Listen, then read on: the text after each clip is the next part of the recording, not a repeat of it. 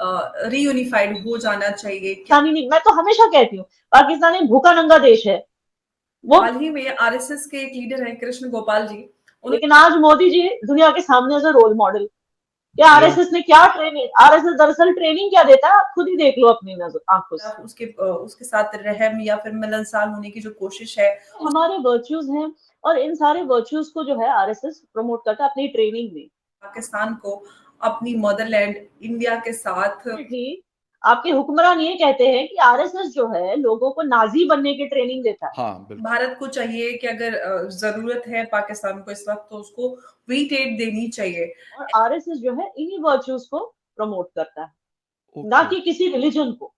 जी, ये जो सोच है कि हमें अपने दुश्मन मुल्क की तरफ 8 लाख रुपए के जूते पहनकर भीख मांगने चले जाते हैं। उसकी वजह से आजादी के बाद भारत को कई बार बड़े नुकसान झेलना पड़े हैं।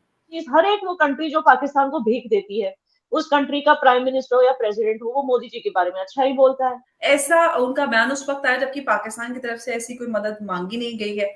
इंडिया के प्राइम मिनिस्टर है जी नरेंद्र मोदी साहब। Modi led BJP government is the most economically the most important government for the world.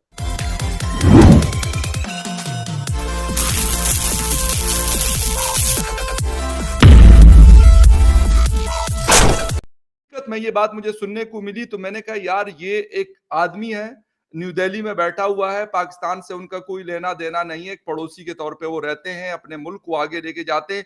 लेकिन आज पाकिस्तानी इस बात पे मजबूर हुए हैं कि उनको लगता है कि यार वाकई वो बंदा अपने मुल्क को आगे लेके गया है।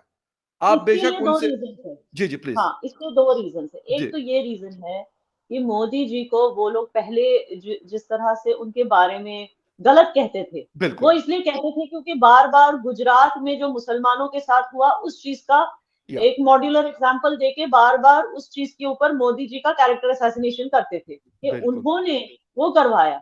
लेकिन आज जब वो यही पाकिस्तानी दो चीजें देखते हैं, एक तो ये है कि 2022 की गुजरात इलेक्शन में बीजेपी जीत गया विद फुल मेजोरिटी, इंक्लूडिंग जो मुस्लिम मेजोरिटी एरियाज हैं गुजरात के, वहां भी लोगों ने बीजेपी को वोट दिया, जैसे कि ईस्ट सूरत, मैं एग्जांपल दे रही हूँ। तो हाई मेजोरिटी से बीजेपी के एमएलए जो है हर जगह जो बीजेपी के रिप्रेजेंटेटिव्स हैं वही जीते हैं गुजरात में, including the majority Muslim areas. तो पाकिस्तानी तो यही सोचेंगे ना कि भाई जब गुजरात के मुसलमान ही उनके साथ हैं तो हम क्या बोल सकते हैं।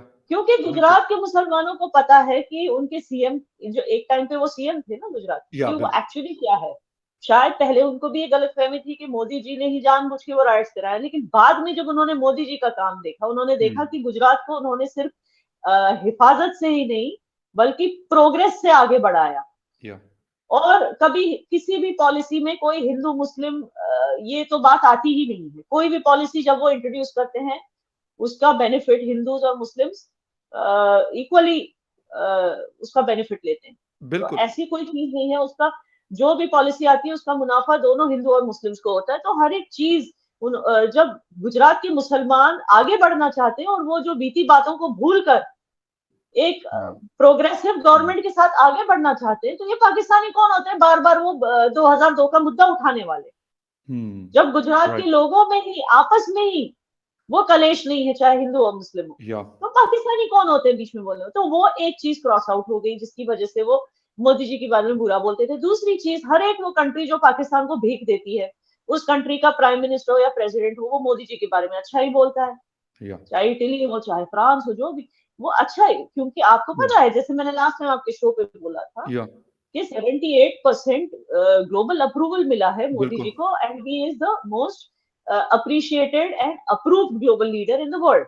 इसका क्या मतलब है कि डिप्लोमेटिकली हर एक कंट्री ने यही दावा किया है कि इनके साथ वो अच्छे रिलेशंस रखना चाहते हैं बेशक मोदी जी के साथ। और ये भी कहा गया है कि मोदी जी की जो गवर्नमेंट है, ये एक्चुअली पिछले कई दिनों से कई आर्टिकल सामने आ रहे हैं, जैसे वॉल स्ट्रीट जर्नल पे वॉल्टर रसेल मीड ने लिखा कि Modi led BJP government is the most economically the most important government for the world in the coming years. तो हर एक कंट्री जो है, चाहे वो मुस्लिम कंट्री हो या वेस्टर्न कंट्री हो, आप सीरिया का प्रेसिडेंट देखो क्या बोलता है उनके बारे में।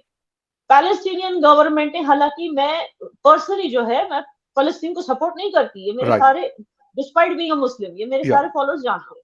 ठीक, लेकिन फिर भी आप देखिए फलस्तीनियन गवर्नमेंट ने उनको हाईएस्ट सिविलियन अवार्ड दिया, यूएई गवर्नमेंट ने उनको हाईएस्ट सिविलियन अवार्ड दिया हुआ है। ठीक है, ये है मोदी जी। तो अब पाकिस्तान किस तरह से उनको उनका कैरेक्टर असैसिनेट करेगा, क्योंकि अगर पाकिस्तान से कोई उनका कैरेक्टर असैसिनेट करता भी है अपने मुफाद के लिए, अपनी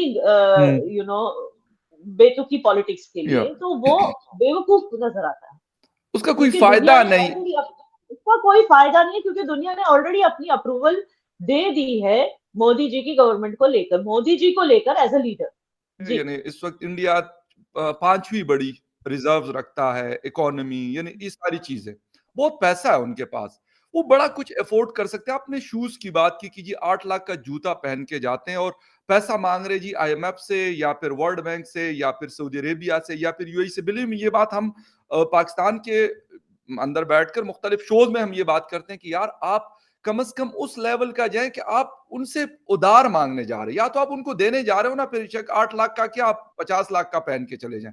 वैसे जो बड़े लीडर्स होते हैं इस तरह की, वो फिर नहीं करते, वो कहते हैं यार हमने बस ठीक है व्हाइट कलर का कुर्ता पहन लिया, नीचे धोती, और वो मोदी साहब की मैं अक्सर एक तस्वीर देखता हूँ जिसमें नीचे कुस्सा टाइप एक शूज है, वो पहन के बस वो फिर रहे होते हैं, कहीं पे भी हो जाए, वो अमेरिका जाए, वो ऑस्ट्रेलिया जाए, वो अपने इंडिया में हो या वो सऊदी अरेबिया जाए, कोई और कपड़े मैंने उनके अभी तक नहीं देखे।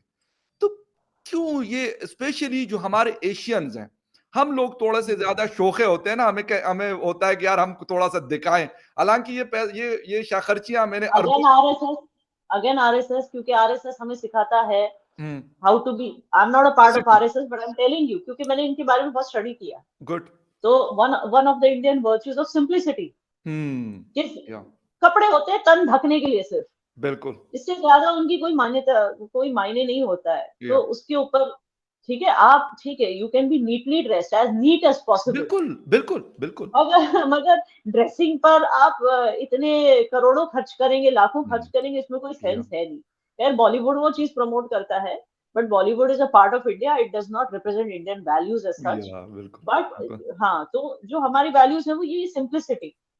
तो अगेन वो एक आरएसएस की वैल्यू है, and because Modi is a product of RSS, तो उनके अंदर आपको ये सारी वैल्यूज नजर आएंगी, ना सिर्फ उनके अंदर, लेकिन जो top ranking parent core body में जो बीजेपी वाले हैं, उन सब में ये आपको क्वालिटीज नजर आएंगी, simplicity in dressing, lack of greed, आप देखिए जब मोदी जी अपनी माँ के साथ फोटोज लेते हैं, वो कौन सा 5 स्टार होटल में बैठे होते हैं, दाल रोटी खा रहे होते हैं घर में बैठे। बिल्कुल, इससे आपको समझ आता है कि the man is so simple, hard work, focus on work is so important. वही उनकी माँ जब गुजर गई तो उनका अंतिम संस्कार खत्म करके सीधे चले गए ऑफिस, ना कोई रोड ब्लॉक्स हुए ना कुछ। मतलब आप सोचिए, ये है संस्कार। और कहते हैं अपने कैबिनेट के लोगों को या ना मना कर दिया, कहते हैं अपने कैबिनेट के लोगों को कहते हैं कि उनके फ्यूनल पे आप लोगों ने नहीं आना भाई, आराम से बैठ के अपने काम धंधे करो, जो काम है आप लोगों का। मतलब यहाँ पे हमारे यहाँ क्या होता है, यहाँ पे यानी प्राइम मिनिस्टर तो बहुत बड़ी चीज होती है, अगर किसी दूसरे ऑफिसर का कोई इस किस्म का हो जाता है तो पूरा ऑफिस तो कहते हैं जी फलां साहब की मदर या फादर की, मैं कहता हूँ कंडोलेंस और चीज है, वो करना चाहिए, लेकिन ये नहीं है पूरा दफ्तर बंद हो जाता है। सरकार की मैं बात कर रहा हूँ, बिलीव मी। और जहाँ पे जो इस्लामाबाद का कब्रिस्तान है, क्योंकि मेरा ऑफिस का आना जाना उस रास्ते से किसी वक्त होता था, तो वो पूरा ब्लॉक होता था मुकम्मल तौर पे, वो रोड, हालांकि बहुत खुली जगह है, बड़ी खूबसूरत है, तो वहां पे क्योंकि फलां के फादर या फलां के मदर की डेथ हुई है, तो पूरा दफ्तर क्या और पता नहीं बाकी ऑफिस के लोग वहां पे पहुंचे होते हैं।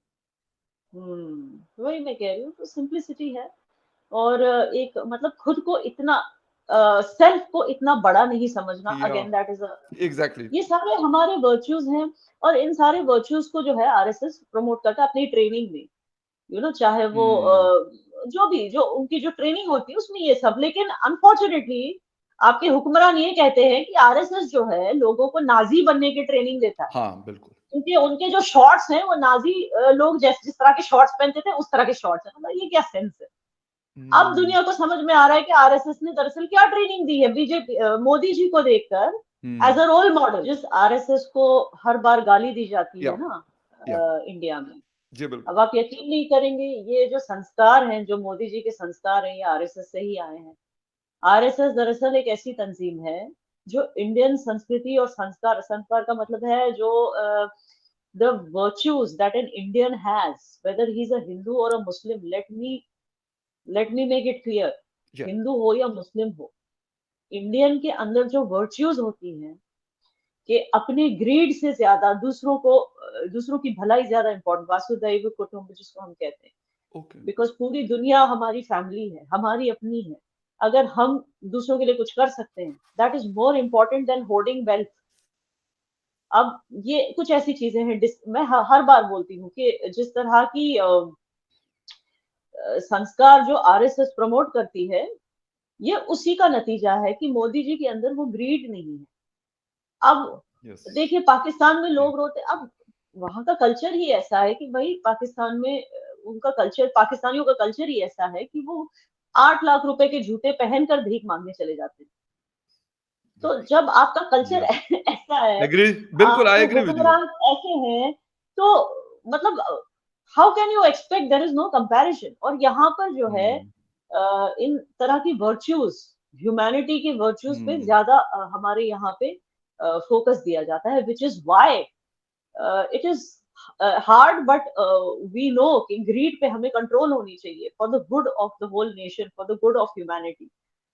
तो ये चीज हमारे अंदर है, और आरएसएस जो है इन्हीं वर्च्यूज को प्रमोट करता है, ना कि किसी रिलीजन को। जी।